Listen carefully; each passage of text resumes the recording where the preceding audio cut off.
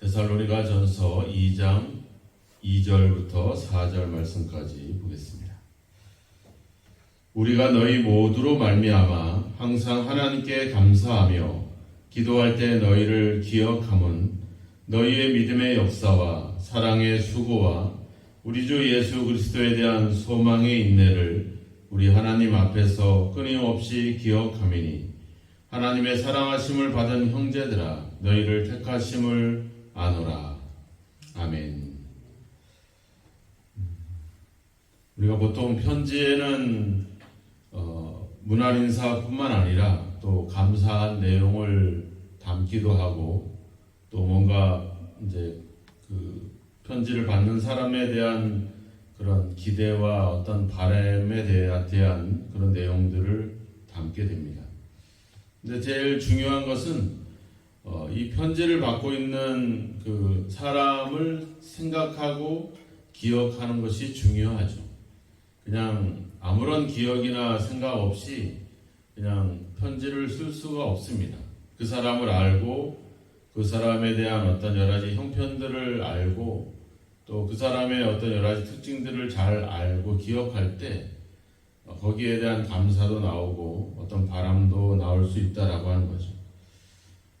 하나님께서 우리를 사랑하시고 또 우리를 위해서 그 아들을 주실 때에는 그냥 무턱대고 그 아들을 보내시거나 그냥 하나님의 어떤 기분이나 감정에 따라서 움직이는 것이 아니라 우리의 형편이나 우리의 사정을 기억하시고 또 그것을 지켜보시고 그리고 그의 가장 적절한 시기에 가장 적절한 때에 또 하나님이 약속하신 때에 그 아들을 보내시는 것이죠. 하나님의 어떤 이 역사를 주관하시고 우리 인류를 구원하시는 그 구원의 손길 속에는 항상 우리를 생각하고 우리를 기억하시는 그런 은혜가 담겨져 있다라고 하는 겁니다. 그러니까 내가 어떤 하나님으로부터 은혜를 받은 것도 중요하지만 더 큰 것은 그 은혜를 주어질 수 있도록 그 은혜가 주어지도록 우리를 생각하시고 우리를 기억하고 있다는 것, 이것이 너무나도 큰 은혜라고 하는 것이죠. 우리가 그렇잖아요. 누가 나를 인정해주고 누가 나를 생각해주고 누가 나와 가졌던 여러 가지 소중한 기억들을 항상 그것을 기억하고 생각하고 있다라고 하는 것은 우리에게 어떤 보면 큰 어떤 위로가 되기도 하고 누가 나를 기억해 줄 때 우리 또한 그 사람에 대한 어떤 그런 어떤 신뢰나 믿음이나 이런 관계들이 더 돈독해지는 그런 은혜들이 있게 되죠. 오늘 이 사도 바울의 이 표현 속에는 기억이라는 말을 많이 씁니다. 2절에도 너희를 기억한다. 3절에도 보면 너희를 끊임없이 기억하고 있다. 우리가 누군가를 위해서 기도한다 했을 때 가장 그 기도보다 앞서는 것은 바로 그 사람에 대한 기억들이죠. 그 사람이 어떤 형편에 있고 어떤 어려움들을 겪고 있고 그 사람에게 어떤 좋은 은혜로운 일들이 일어나는지를 우리가 먼저 생각하고 기억할 때 거기에 진정한 기도가 나올 수 있다라고 하는 겁니다. 그래서 어떻게 보면 우리의 신앙의 중요한 어떤 요소 중에 하나가 바로 기억하는 것이죠. 우리가 매주 성만찬을 행할 때에도 주님께서 그러잖아요. 이것을 기억하여 나를 기념해라. 그리고 예수님이 부활하신 후에 제자들에게 행하셨던 40일 동안의 사역의 주된 사역의 핵심은 바로 이전에 있었던 제자들과의 기억을 다시 되살리는 것이죠.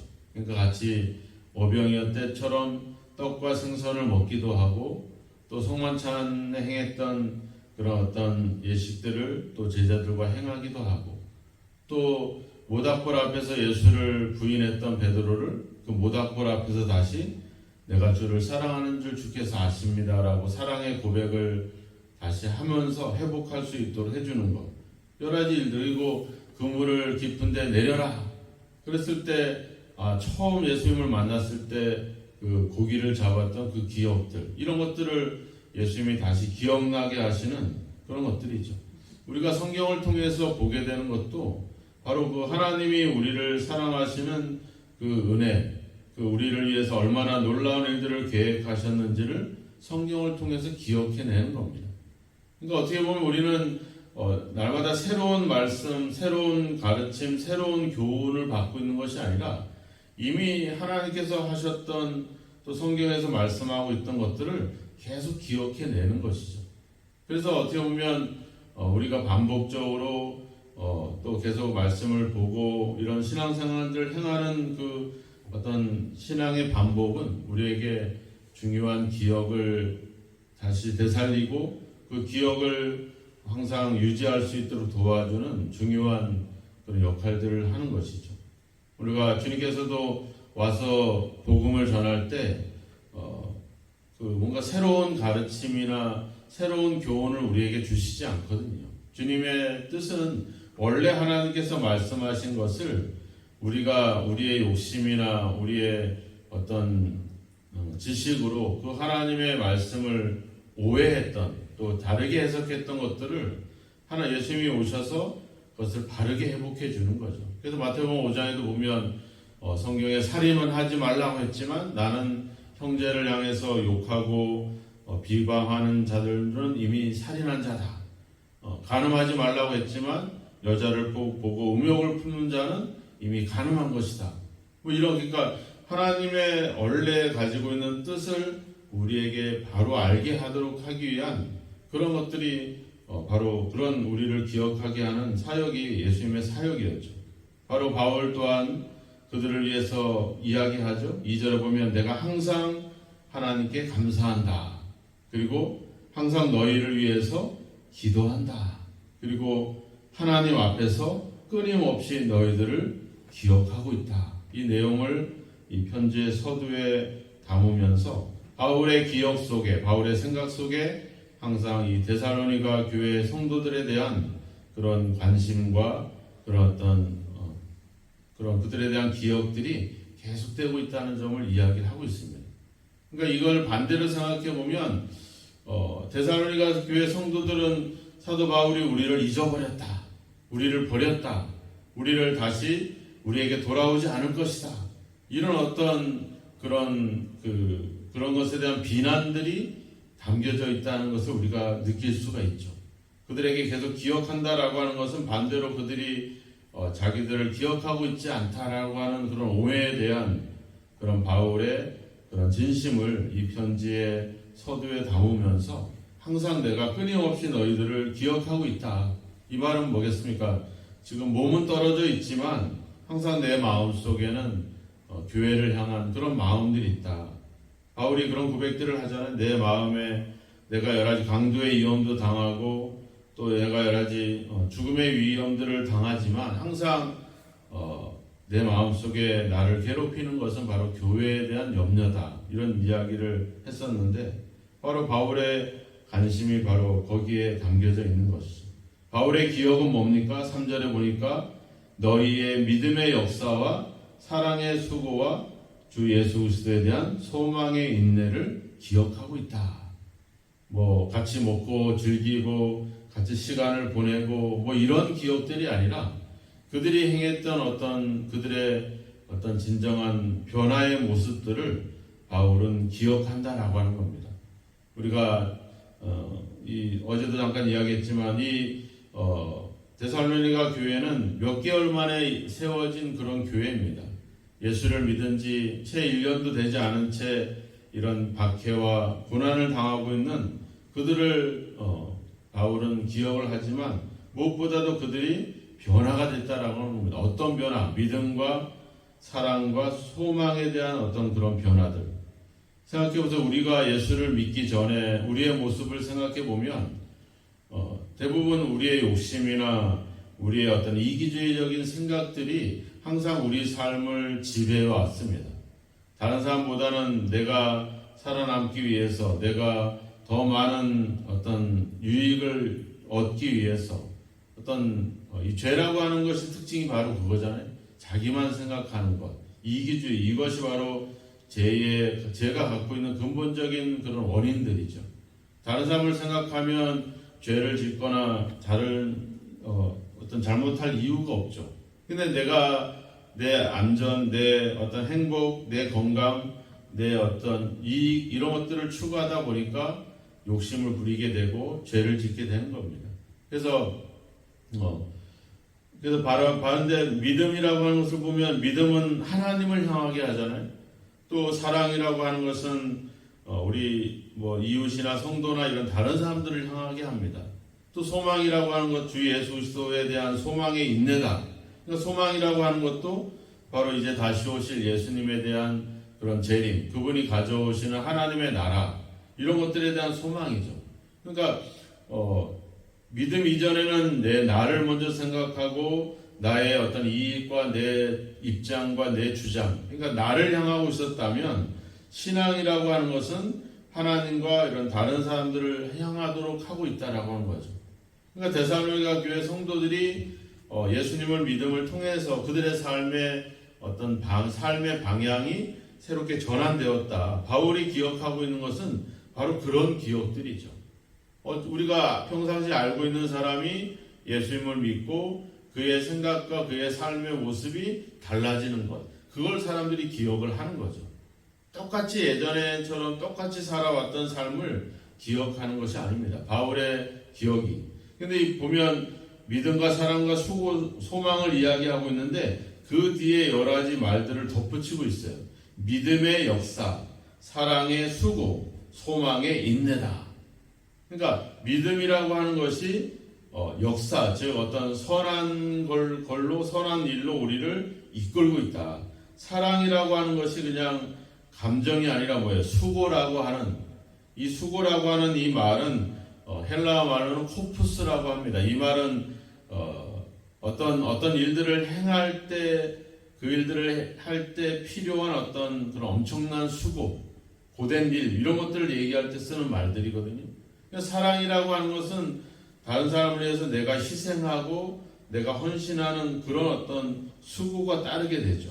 또 소망이라고 하는 건 뭐예요? 소망은 그냥 바라만 보는 게 아니라 그것을 주님의 오심을 바라면서 지금의 삶을 참아내는 것. 더군다나 우리를 믿음을 방해하고 우리를 핍박하고 우리에게 환난을 가져주는 그런 어떤 세상 속에서 그것을 참으면서 주님의 오심을 기다리게 하는 것.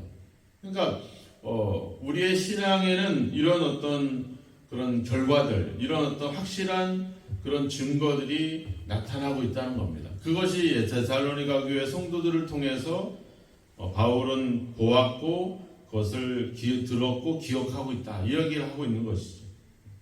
그래서 많은 신학자들은 이 믿음과 사랑과 수고라고 인내라고 소망이라고 하는 이것이 바로 기독교의 전체를 담고 있다. 기독교에 대한 어떤 정의는 바로 믿음과 사랑과 소망이다. 고린도전서 10장에 나오잖아요. 믿음과 소망과 사랑은 항상 있을 것이다. 그 중에 제일은 사랑이다. 뒤에 데살로니가서 5장에도 가보면 5장 8절에도 가보면 우리는 낮에 속하였으니 정신을 차리고 믿음과 사랑에 호심경을 붙이고 구원의 소망에 투구를 쓰자. 그러니까 믿음과 또 사랑과 소망에 대한 이야기를 담고 있죠. 그것으로 우리가 호심경을 붙이고 그리고 구원의 소망에 투구를 쓰자. 그러니까 우리의 가슴, 우리의 몸, 우리의 머리 이런 것들을 어떤 세상으로부터 오는 것으로부터 우리를 보호해주는, 그러니까 그것이 바로 우리 신앙이 가지는 가장 큰 특징 중에 하나다, 이렇게 이야기하고 있습니다. 갈라디아서 5장에도 가보면 바울이 이렇게 이야기하죠. 우리가 성령으로 믿음을 따라 의의 소망을 기다리노니 그리스도 안에서 항상 무할례나 할례나 효력이 없으되 사랑으로서 역사하는 믿음뿐이다. 거기서도 보면 믿음을 따라 소망을 가지고 또 사랑으로 역사하는 믿음이다. 그러니까 믿음, 소망, 사랑에 대한 이야기들을 같이 묻고 있죠. 그러니까 우리가 기독교인들이 가지는, 또 교회가 가지는 가장 큰 어떤 특징, 어떤 가장 큰 열매는 바로 믿음과 사랑과 소망이라고 하는 겁니다. 그것이 그냥 그런 어떤 그런 신앙을 갖고 있는 것이 아니라 그것이 삶을 통해서 우리를 선하게 그리고 다른 사람을 위해서 희생하고 수고하는 것으로 또 그것을 참고 인내하는 것으로 그것을 가지고 있는 그것이 바로 교회라고 하는 어떤 교회가 가지는 가장 큰 특징이라고 하는 것이죠. 바로 데살로니가 교회가 그런 것에 대한 그런 믿음과 사랑과 소망에 대한 그런 어떤 신앙뿐만 아니라 그것으로 인한 역사와 수고와 인내라고 하는 이런 열매들을 가지고 있었다는 것입니다. 그들이 전에는 그러진 않았는데 예수님을 믿음을 통해서 그런 변화가 그들 속에 일어났고 바울은 그런 변화에 대한 기억들을 항상 하고 있다. 내가 너희들의 그러한 그런 변화, 그런 어떤 삶의 방향이 전환되고 바꾸어졌던 변화되었던 그것을 내가 하나님 앞에서 끊임없이 기억하고 있다. 이 말은 뭐겠습니까? 그것을 붙들으라는 거죠. 그것을 계속 유지하라고 하는 겁니다. 그러한 신앙을 계속 가져가야 된다. 이런 얘기를 하는 거죠. 그 말은 결국은 우리 교회가 가지는 가장 큰 어떤 모습, 그 특징이 바로 거기에 있어야 된다라고 하는 거죠. 그냥 우리가 예수를 믿고 그분을 따라가는 것으로 그냥 있는 것이 아니라 우리 삶의 방향이 바뀌고 우리 삶의 어떤 그런 우리를 이끌어가는 그 힘, 뭔가 그 모습이 달라지는 것, 변화하는 것. 이것이 바로 우리가 교회가 가져야 될 가장 큰 신앙의 어떤 모습이라고 하는 거죠. 우리가 예수 믿고 우리의 삶의 방향이 달라졌는지 한번 돌아볼 필요가 있습니다. 나를 향했던 내 욕심과 내 이기주의를 향했던 그런 마음이 이젠 하나님을 향한 믿음으로 내 이웃을 향한 사랑으로 또 예수 그리스도를 기다리는 그런 소망으로 내 삶의 방향이 내 안에서 이제 밖으로 하나님과 사람을 향해서 향하고 있는지 또 내 안에 그런 신앙으로 인해서 선한 일을 행하고 다른 사람을 위해서 수고하고 또 예수 그리스도를 소망하면서 내가 주어진 지금의 삶을 참고 인내하는 그런 어떤 삶의 열매들이 우리 안에 있는가 하는 것들을 돌아볼 필요가 있죠. 우리 교회가 또한 그런 믿음과 사랑과 소망의 그런 변화와 열매들을 가지고 있는지 이런 것들을 한번 돌아볼 필요가 있습니다. 그것이 바로 사람들에게 가장 기억이 되는 그런 역사죠. 우리가 세상 사람들에게 보여줄 수 있는 신앙의 가장 큰 힘은 바로 그겁니다. 우리가 변화됐다는 것, 우리의 삶의 방향이 예수님 때문에 새로워졌다는 것. 그래서 사람들이 우리를 기억하는 것은 그냥 저 사람이 옛날에 어떤 사람이었고 어떻게 살아왔다가 아니라 예수 믿고 저 사람은 인생이 바뀌었다. 저 사람이 예수 믿고 교회를 나가면서 저 사람의 삶의 모습은 달라졌다. 이것이 가장 사람들에게 우리가 기억해 줄 수 있는, 그들에게 기억에 남겨줄 수 있는 가장 큰 믿음의 도전이라고 할 것입니다. 우리 교회가 우리의 삶이 그런 변화가 일어나고 있었음을 우리가 많은 사람들에게 드러낼 수 있도록, 그래서 우리 이웃들과 우리 자녀들과 우리 성도들의 기억 속에 예수 믿고 우리가 얼마나 새롭게 변화되었는지, 우리 삶의 방향이 새로워졌는지를 그들이 기억할 수 있도록 그런 기억을 남겨줄 수 있는 그런 삶이 저와 여러분에게 또 우리 교회에 충만해 있어지기를 주님의 이름으로 축원합니다. 기도하겠습니다. 하나님 아버지, 우리가 예수 믿고 우리가 교회를 다니면서 얼마나 부자가 되고 얼마나 잘 살게 됐고 얼마나 성공했는지가 아니라 예수 믿고 우리의 삶이 어떻게 변화되었는지, 예수님을 믿음으로 우리의 인생에 어떤 변화가 일어났는지, 그런 변화가 우리 이웃들에게, 우리 성도들에게, 자녀들에게 기억되기를 소망합니다. 우리 자신을 향했던 우리의 욕심을, 우리의 주장을 향했던 마음들이 이제 하나님을 향한, 또 우리 사람들을 향한, 또 예수 그리스도를 기다리는 그런 믿음과 사랑과 소망의 아버지의 삶으로 변화되고 새로워지고 거듭나는 역사가 우리 많은 사람들에게 기억되고 생각나게 되기를 원합니다.